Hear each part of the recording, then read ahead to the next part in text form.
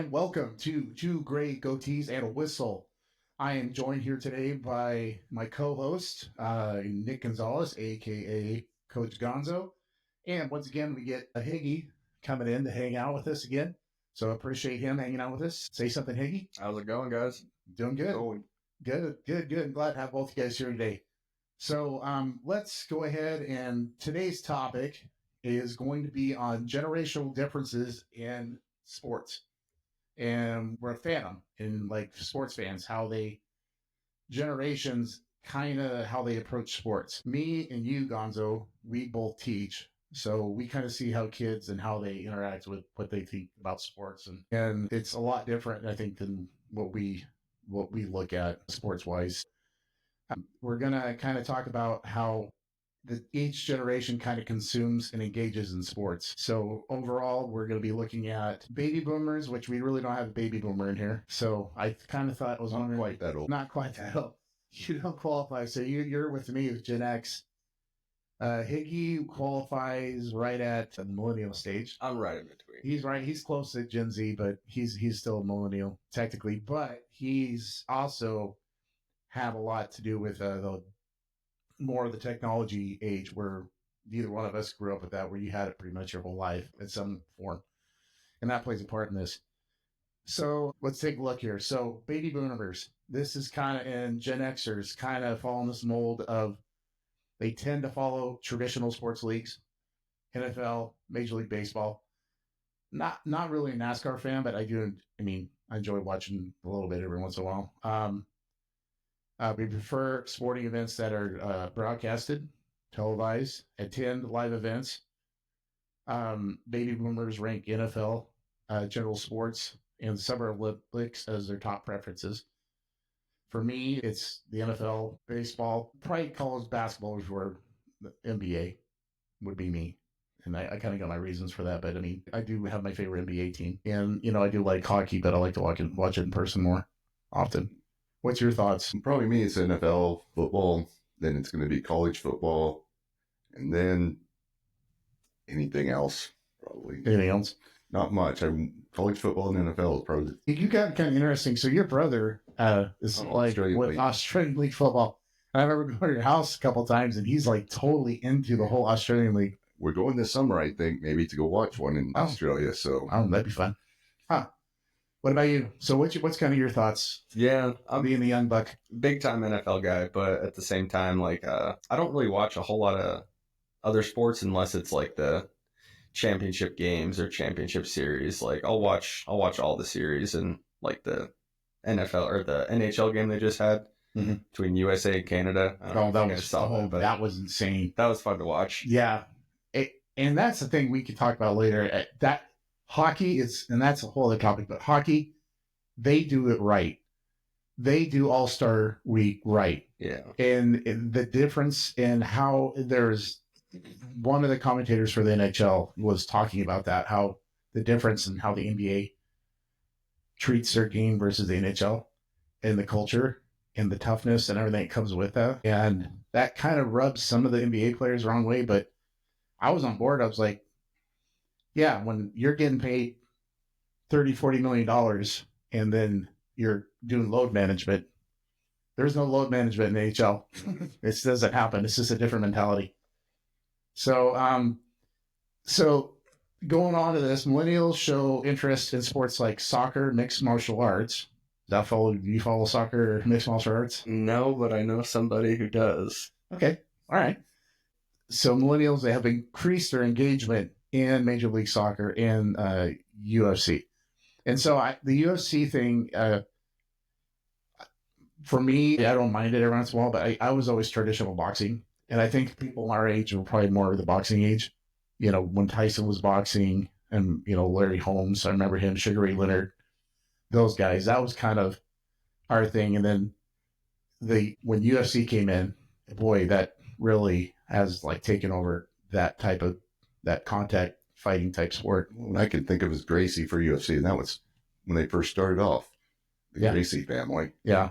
So, and it's so big. I know my sister, she's a big UFC fan, and she's gone to a couple of them too. So, Yeah. So moving on, Generation Z engages in sports through social media, short form video content with following individual athletes over teams and prefer fast paced sports. Examples: Gen Z have been showing higher interest in sports like surfing, extreme sports, and basketball, which is interesting. So I'm going to show you an article here. And one of the articles I'm going to look at here is from an IU blog.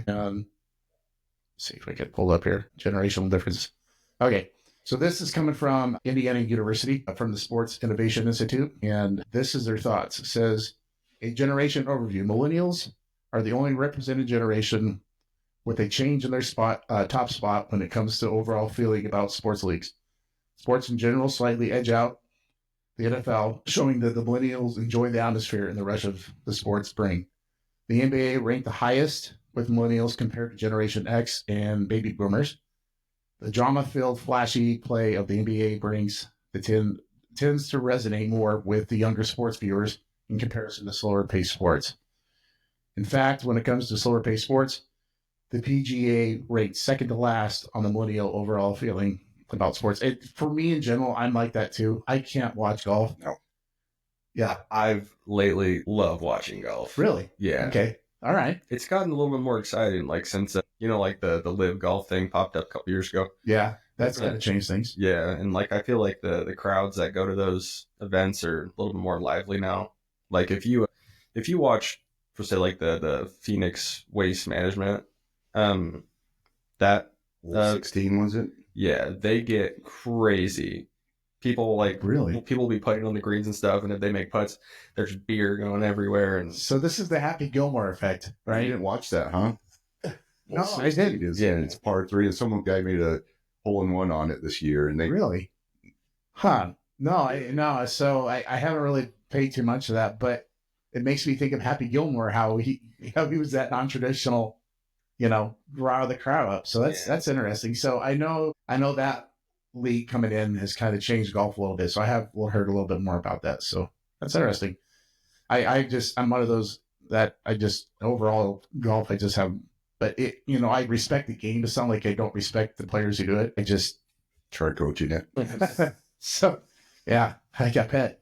So meanwhile, IndyCar racing, NASCAR, which we touched on earlier, the PGA seeing drastically in comparison. Millennials are used to having highlights at their fingertips. Leagues that are covered the most of mainstream sports media help reflect the survey.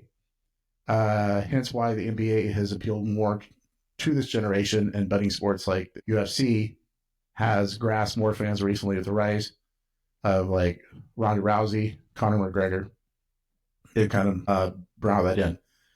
Now, Gen X. Gen X responds a little bit different dynamics when it comes to all aspects of sports leagues. Even through it isn't much, Major League Baseball ranks highest out of the three generations here. So baseball for me, my favorite team is Toronto. So they're not anywhere near my market. So unless I catch them like on ESPN night game or something like that, or when I lived up in Oregon when they were playing Seattle, that's when I really watched baseball. I didn't really watch baseball that much. Football was like that the 70s and 80s growing up. It was, you watched Seattle or Broncos because those were the only two teams that were on Idaho. Right. And I think I may watch one Green Bay game a year at most. Yeah. Especially if the team's bad, you're not going to see time games. Green Bay was bad all the time in those 2 decades. But anyway, but like I said, you like the team. I like the team because my dad liked the team. And you asked me who played for it back then in the 70s. I couldn't tell you because we never watched a game. Right. I got beat up for being a Packer fan, but still, you bought the coat, you bought the helmet, but I think I still have my Seattle helmet. I still have my old Seattle jersey for Largent, but my mom and my stepdad, they put, instead of having Largent on the back of it, they just put my first name. They took it to the screen printer. So it says Chad. And the NFL ticket and Red Zone, awesome. Yeah, that was a game changer. That was really a game changer for that.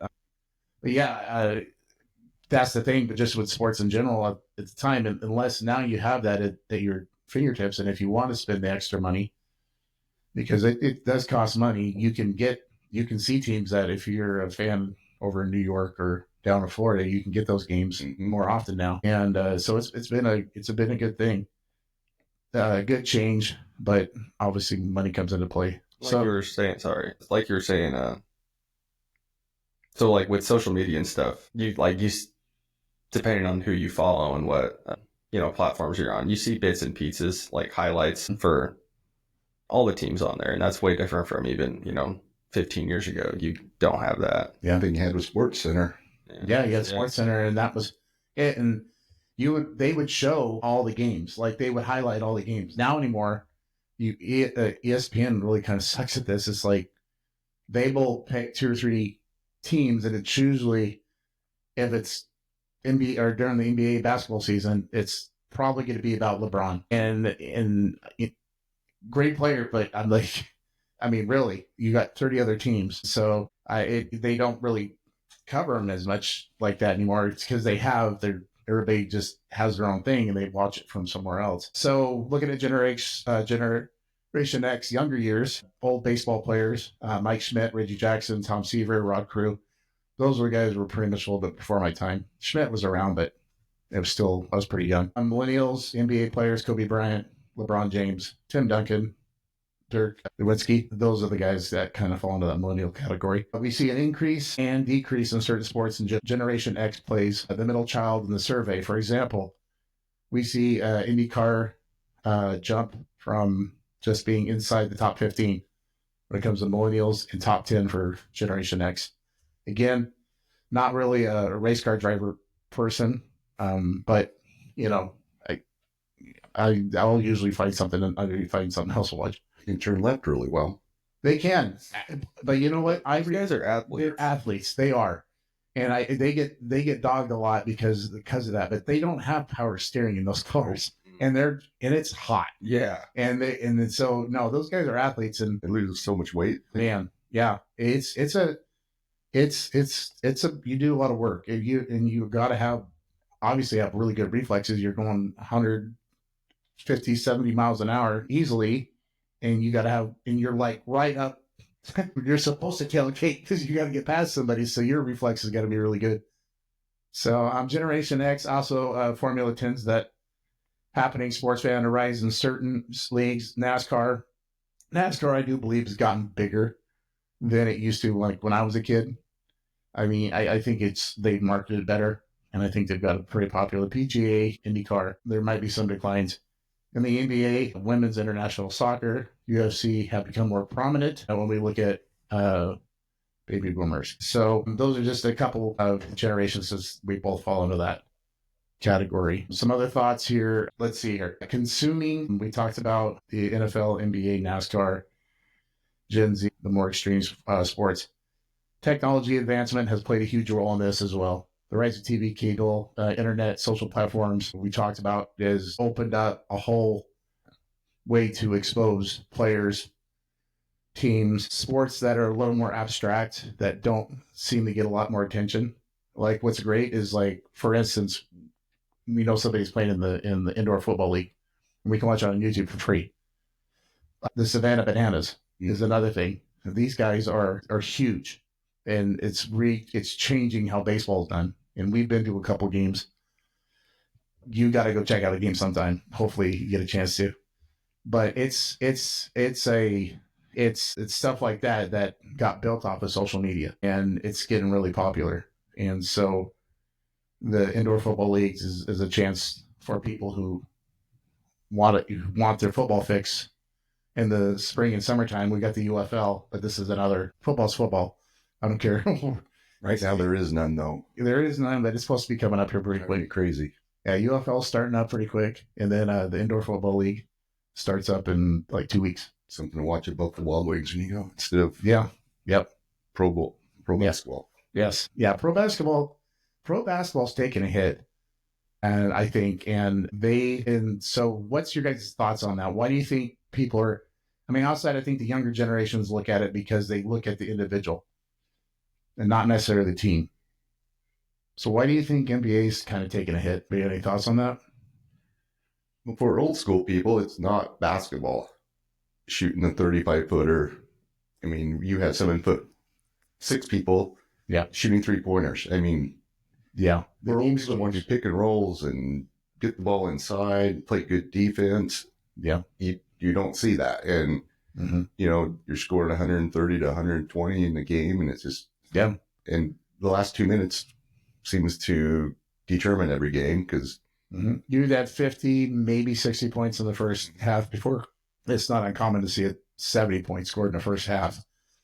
So, and that's, like I said, old school basketball. It's not old school basketball. No, and I think that part of the generational thing. And players have gotten better. I mean, there's guys out there who straight up can shoot the ball from anywhere now, and that's impressive. Like, Curry, Lillard, some of these guys that can shoot from anywhere. I still don't think Curry could take it inside against the bad boys of Detroit. No, they could. No, they would get destroyed. And they like, that's when they played hurt. And yeah, that was a different level. Anybody wants in. So it's funny. I have kids who talk about, how great LeBron James is and compare him to Jordan.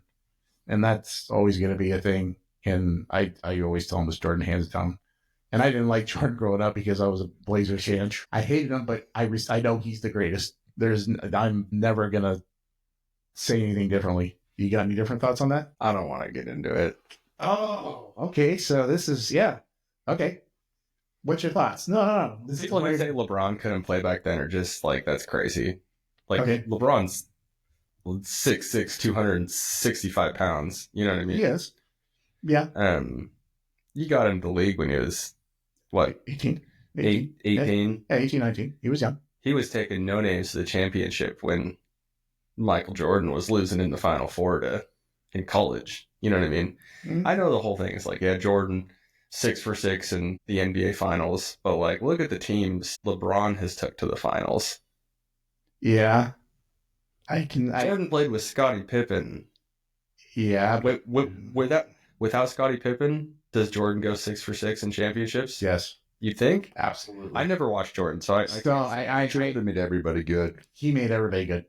He played defense. He was a pretty good passer, rebounder, and the games against Detroit, because his first couple years, Detroit was the team. They owned him. And they owned him, and they had Joe Dubar guarded him and did his best. And then Isaiah Thomas was really good. Rodman is a defensive dude. John Sally, Bill Laimbeer was a dirty. I liked Detroit. Dumars. But man, Laimbeer was straight out. He would just absolutely destroy you.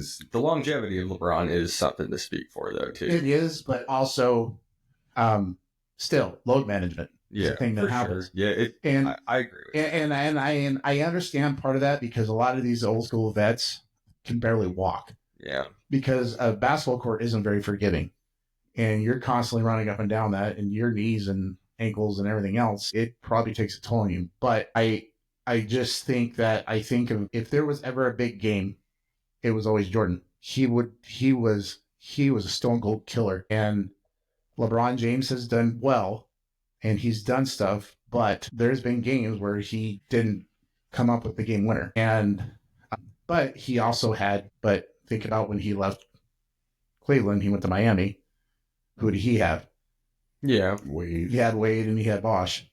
So, and he's always tried to get guys there. And that's the thing, that the free agency and how players move around in the NBA, it's hard for a small market to be successful. And I blame some of this on ESPN. So going back to the millennials versus Gen Z stuff, that I was talking to one of my friends a while back, and I was talking about the NBA, and he goes, you know what? I don't really follow it anymore. I follow college basketball. And this was back 15, 20 years ago. And he was saying that when you listen to TNT or ESPN or any of these things, when we're talking about a basketball game, it was always Duncan versus Bryant.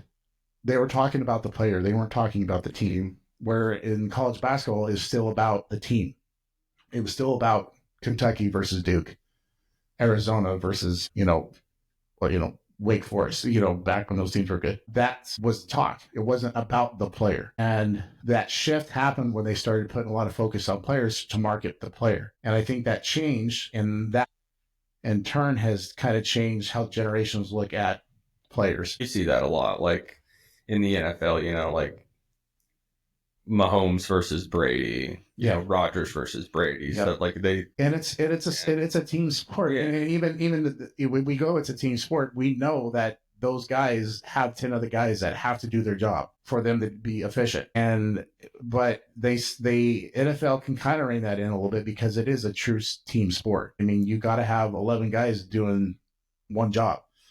NBA, now you got guys individually doing work, and they could. I that's to me the difference, and I know I might not get the most popular opinion on that, but that's why I think NFL football is a true team sport. Well, like just going to the pro shop. You go to the pro shop at Green Bay, you can find pretty much a jersey for every player on.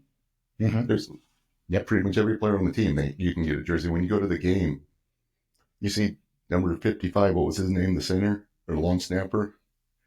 People are wearing those.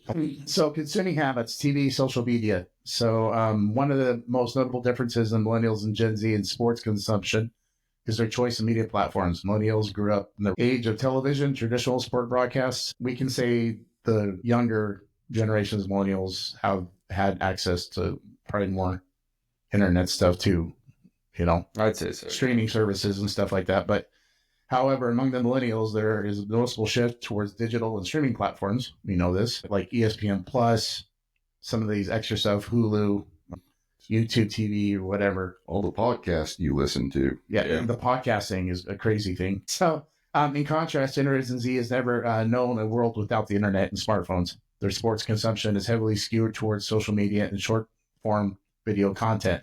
Platforms like TikTok, Instagram, YouTube, or central to their sports experience. And they consume highlights, athlete interviews, and fan-generated content. Highlights is always a big thing, right? Can I make that highlight reel? They don't understand the intricate part of that, setting that screen or that great pass or whatever. It's all about the threes where, most of our kids can't dunk. So it's all about the three. It's all about the three game. These guys, they try to dunk, and a couple of them, they get that point, they get rim checked. But most of the kids that we see that we talk about, it's all about that three game. And for somebody that's old school, we're like, I wish we could erase that 3-point line. And just so they learn that it's okay to shoot like a 7-foot, 8-foot shot.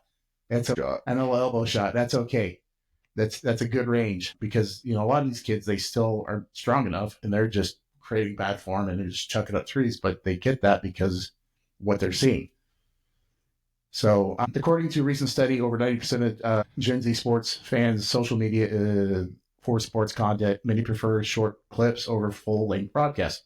Their attention span isn't there. We know this. We see it in school. They don't have the attention span. That Generation Z, it struggles. It's like you do anything long-term and they can't do it. But we watch some of these kids have a hard time watching a full game.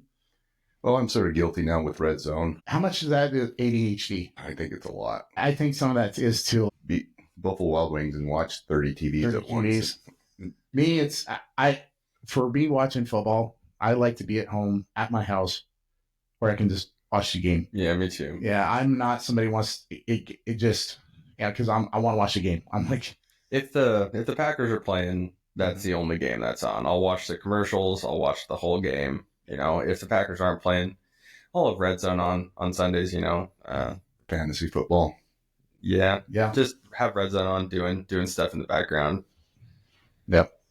So let's see what else we got. Engagement, athletes versus teams. Another significant difference between millennials and Gen Z lies in how the generations engage with sports. Millennials tend to be more team-oriented, often following specific clubs. National teams tend to particularly events in traditional sports like football and those sports. This generation values its history, legacy of the sports team, passed down loyalty to family traditions. You guys are the perfect example of this with Green Bay. Me, it didn't work with my daughter. I mean, you try. She's kind of like my wife. She's like, they like playing sports, but they're not. That's a requirement to get married into the family. Well, so Gen Z, however, displays a kind of phantom sports fans where they rather than sporting teams, they individually are fallen athletes and their values and their lifestyles. And that's where what you were talking about earlier about how you have access to these players on different social platforms. For example, many Gen Z draw athletes who are very active on social media, engaging social justice causes or compelling short personal stories. These tend to rise in popularity of women's sports among Gen Z. There's women's sports, women's basketball, especially with Caitlin Clark, is just bounced up, and she's in herself is a fantastic player, and she's really elevated the viewership for sure. When it comes to participation, millennials versus Gen Z display different preferences. Millennials are more likely to engage in traditional sports. They grow up playing these sports in schools, community leagues, and continue to participate them as adults. Gen Z is reshaping sports participation, favoring both traditional and emerging sports, boxing, basketball, MMA type stuff. So yeah, there's some of your differences you see.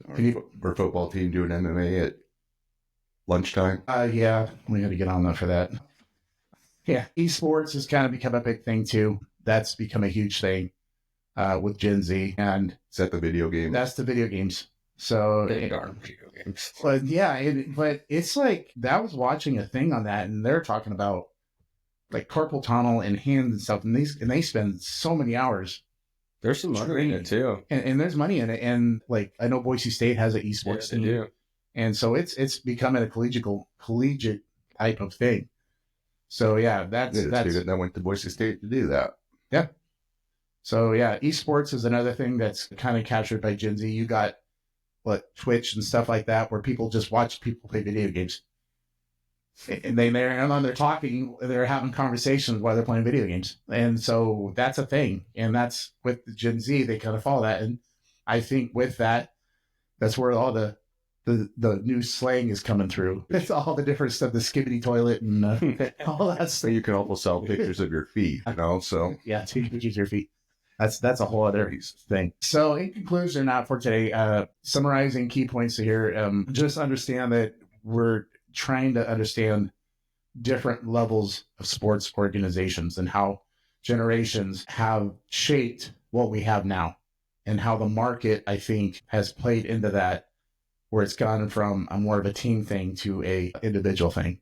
And that is something that I think coaches are trying to combat All the time. all the time. It's not about the individual, it's about the team, and trying to, not about you scoring 30 points a game. It's about you scoring 10 points a game And winning. and winning. So yeah, so that goes for that segment. The next segment is going to be our mascot, unusual mascot for the episode. You guys ready for this one? Okay, we are going to Rhinelander, Wisconsin. Go back. Population of 8,185 people. It is located 136 miles northwest of Green Bay. So, Green Bay fans, there's somewhere, if you guys ever make a trip to Green Bay, go to Rhinelander. So, the economy is a commercial, industrial, recreation hub in the northern woods area of Wisconsin, because this area has forests, lakes, and trails, a summer and winter vacation destination. It has a paper mill and a hospital. The Rhinelanders area has numerous vacation destinations offering fishing, boating, canoeing, kayaking, ATVing, mountain biking, hiking, hunting, golfing, cross-country skiing, snowshoeing, snowmobiling, bird watching. And it serves as the Northwoods' main shopping and lodging area for summer tourist destination. All right. For our mascot, this mascot was founded by a Northwoods timberman, Eugene Simmons Shepard. So Eugene Shepard. He began telling stories about this creature in logging camps in the 1800s. He described the creature as a terrible brute with a dragon's body and fanged, gnarling grin, and smelled of buzzard meat and skunk perfume. Shepard described how this creature is a terrible brute, strength of an ox, fierce as a bear, cunning as a fox, tore apart the hunting dogs, and he and his friends tried to use when they tried to use the dogs to corner the beast. They shot the animal with heavy rifles and large bore squirt guns loaded with poisonous water to no avail. Finally, after hours of struggle, Shepard and his friends resorted to using dynamite to kill the beast. So, the name of this beast is called the Hodag. And I don't have any pictures here to show you. I'll show you after the show. But it's a gnarly looking creature. Hodag? Hodag is Something else. Hodag, the Highland High Doag. Hodag. They have a museum and everything for these guys, for this animal. And so, What's real? It's not a real animal. It was made up. Oh, okay. But it's a mythical creature. This person, Shepard, back in the 1800s, was able to make people believe that this was a real creature. You me believe in those. Yeah, I know. This is what. Yeah. So the Hodag is it's an interesting creature. I'm trying to think. They have a festival. Yeah. Let's see if I can show pictures of it. Yeah. So I'll show you guys the pictures later on. But it's a folklore. Basically, a fearsome creature resembling a large bull-horned carnivore with thick, curved, spines down its back. What else does it say about it? It is born from ashes of cremated oxen and reincarnated of accumulation of abuse the animals had suffered at the hands of their masters. Yep. The Hodag is figured prominently in early Paul Bunyan stories. So, yeah, 1893 is when newspaper reported discovery of the animal. And, and then they found out later it was a hoax, obviously, but they have a creature. It's interesting. Yeah, I'll show you the pictures after this. So that is our mascot of the week. So The Hodags. The Hodags. So the Rhinelander Hodags. So I'd like to thank Gonzo for being here, and I'd like to especially thank our special guest, Higgy, for showing up. I'll have you on multiple times. Anytime you want to come in, man, you can be here. Go Hodags. So yeah, go Hodags. So I'd like to thank everybody. O-D. Yeah, Hodag. There you go. So the Hodags. So once again, thanks for listening. See you next time.